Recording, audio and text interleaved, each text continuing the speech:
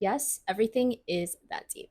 As a food studies researcher, one of the most common rebuttals I hear is, it's just food, you're thinking too much. And the great irony here is that the same people who jump to deflect and avoid deeper analysis likely learn those reactions from our food system. Think of it this way.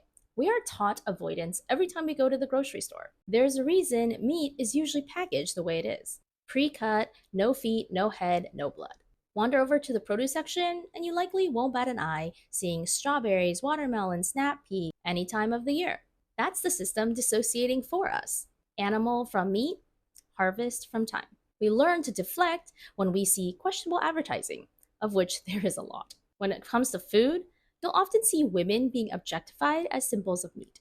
Feminist scholar Carol J. Adams calls this the absent referent. The same move that turns a living animal into meat also turns women into parts to be consumed, like a piece of meat, fresh meat, or a prime cut. Here in Singapore, I used to live by a hot pot place that literally served its sliced meat draped on a naked girl doll. And these behaviors show up in how we're sold luxury. In a recent video, I talked about how fresh food becoming a luxury item quietly normalizes the fact that some people won't have access to it. Shortly after, this popped up on my feed. Fresh produce fully stripped of its functional use and recast as aspirational decor. At that point, there's nothing even to look away from, because the point of the food is no longer consumption, but status signaling.